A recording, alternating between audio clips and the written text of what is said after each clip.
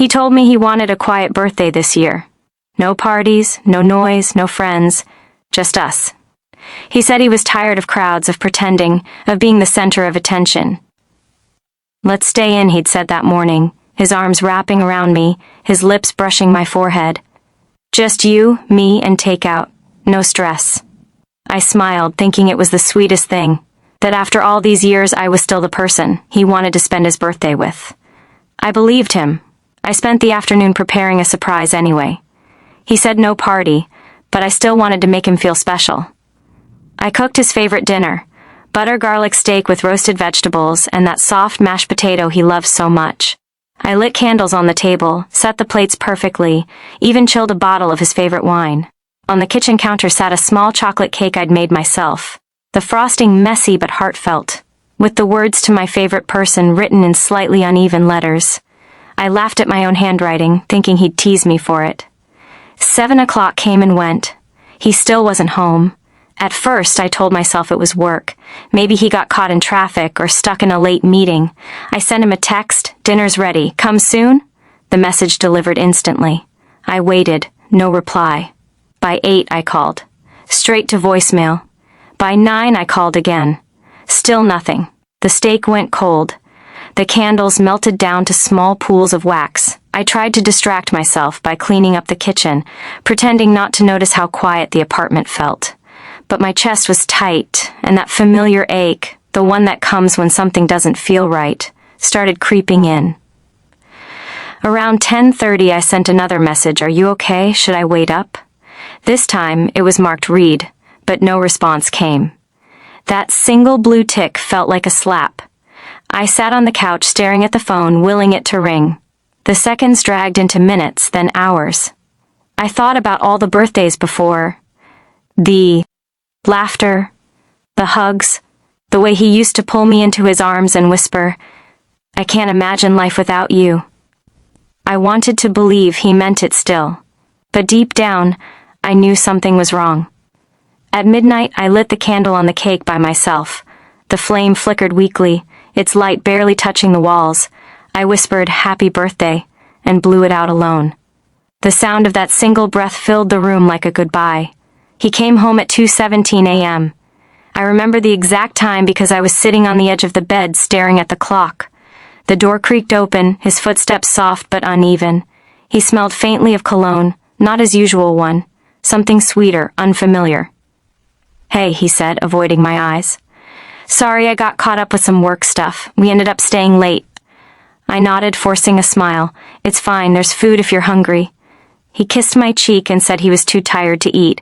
Then he slipped into bed and fell asleep within minutes, like he hadn't just left me wondering if I'd imagined the distance between us. The next morning he left early.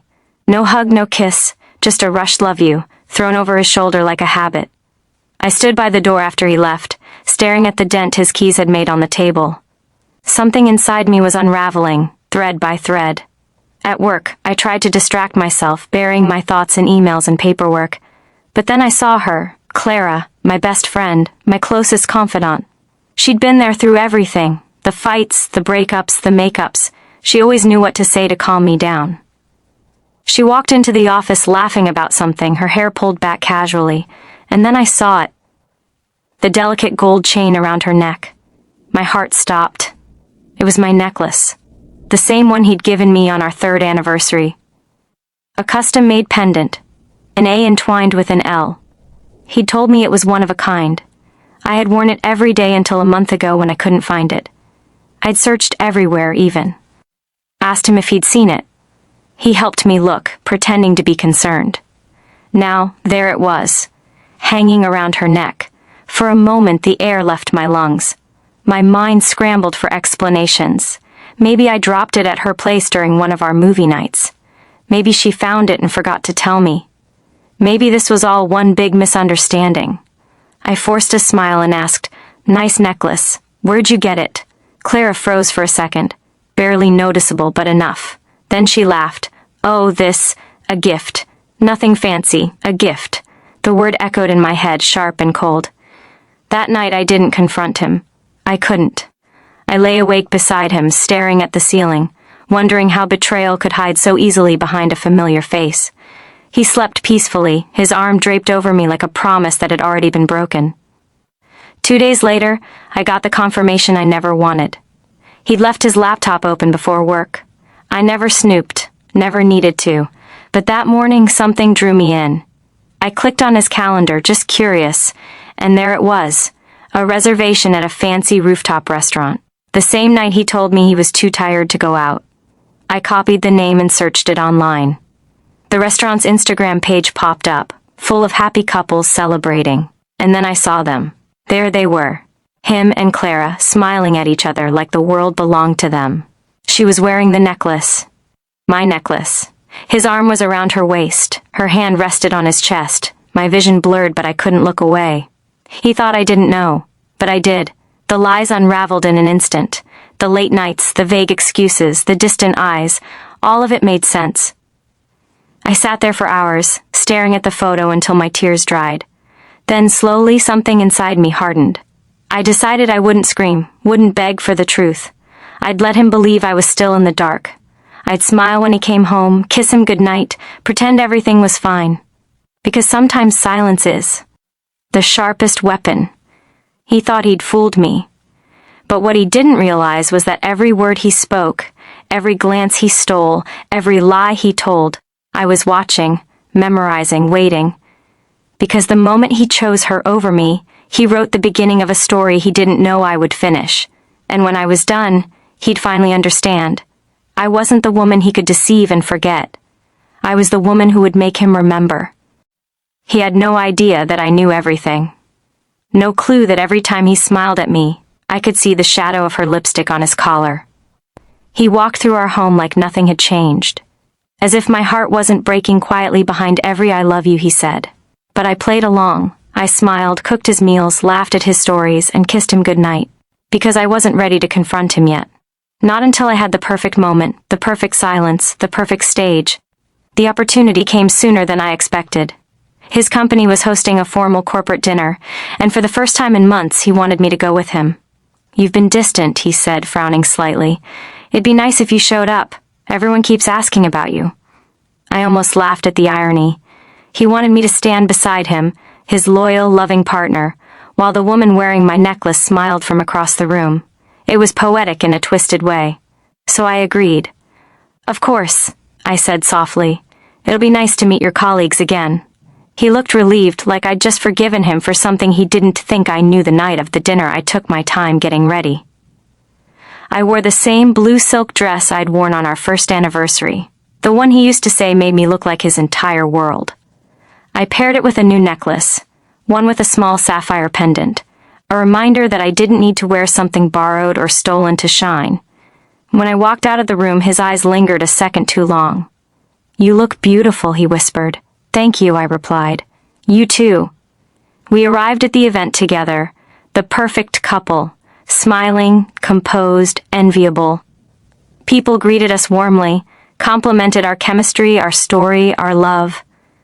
I smiled through it all, my heart strangely calm. I wasn't angry anymore. I wasn't even hurt. I was past that now, sitting in a space between pain and clarity, where revenge didn't look like screaming. It looked like peace. And then, she walked in. Clara. She looked stunning, as she always did. Effortless and glowing. But I noticed something different. She hesitated when she saw me. Her smile faltered, then returned in a rush, too bright to be real. She walked over with that same airy laugh I used to love. "Oh my God, you came," she said, hugging me. Her perfume was the same one I'd smelled on his shirt weeks ago. I smiled tightly. Of course, I wouldn't miss it. Her eyes flicked to the necklace I was wearing, then quickly down.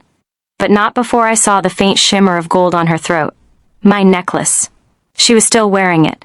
He joined us a moment later, placing a casual hand on my waist. "You remember Clara, right?" he said, pretending innocence, pretending ignorance. "Of course," I said sweetly. "My best friend." The way both of them froze for half a heartbeat almost made me smile. Dinner was a blur of clinking glasses and polite conversation. I played my part flawlessly. I laughed when he made jokes, nodded when Clara spoke, even poured wine for both of them. To anyone watching, we were a picture of elegance and harmony. But beneath the surface, the air around us buzzed with tension. When dessert was served, chocolate mousse, his favorite, I picked up my glass and tapped it lightly with a spoon. The sound rang out across the room, drawing eyes toward me. "I'd like to make a toast," I said softly, smiling at him. He looked surprised, a little nervous, but nodded. "Go ahead, sweetheart." "To love," I began, my voice calm and steady. "And to trust.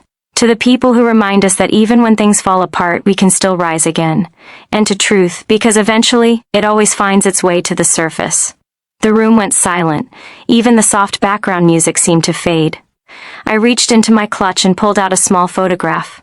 It was printed from the image I'd seen online, him and Clara, laughing under the soft glow of fairy lights at that rooftop restaurant, her hand on his chest, my necklace, catching the light between them. I placed it gently on the table, right between his dessert spoon and her wine glass. "Happy belated birthday, darling," I said quietly. The silence that followed was sharp enough to cut through glass. Clara's hand froze midair. The color drained from her face. He blinked, his mouth opening and closing, searching for words that wouldn't come. Around us, people began to whisper. Confused, curious, awkward. He reached for my arm, his voice cracking. "Anna," I stood. "You told me you wanted a quiet night in," I said, keeping my tone calm. "You got one. I just didn't realize it was with her." "Please," he whispered, his voice breaking. "It wasn't—" "Don't," I interrupted. "Don't insult me with more lies." Clara stood too, her eyes glassy. "Anna, I looked at her, really looked at her. The woman who'd cried with me after heartbreaks, who'd promised we'd always be honest with each other, who wore my necklace while holding the man who'd once promised me forever. I hope it was worth it," I said softly. And then I walked away. The air outside was cold, biting against my skin, but it felt cleaner than the air inside that room. I didn't cry. Not once. I hailed a cab, checked into a small hotel, and sat by the window, watching the city lights smear against the glass, like streaks of melted gold. My hands trembled as I finally exhaled, not from heartbreak, but from relief. The truth was out. The pretending was over. He called that night over and over. I didn't answer. The next morning he showed up at the hotel, his eyes red, his voice trembling. He begged, apologized, said he'd made a mistake. He said he loved me, that she meant nothing. But love that requires betrayal to feel alive isn't love. It's cowardice wrapped in charm. "I never meant to hurt you," he said. I looked at him, my voice quiet but steady. "You didn't mean to get caught." He flinched. For once, he couldn't hide behind his excuses. When I walked out of that room, I didn't. Look back. I packed my things, found a new apartment, started a new job. Every morning, I woke up and remembered how it felt to breathe without waiting for someone's lies to collapse my lungs. A year later, on his birthday, I was living in another city. My world was smaller, quieter, but it was mine again.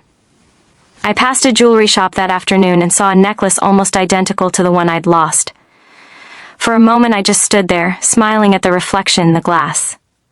Not because it reminded me of him, but because it reminded me that no one could ever take away what was truly mine, my strength, my peace, my worth. He thought I didn't know, but I did. And that knowledge didn't destroy me, it rebuilt me.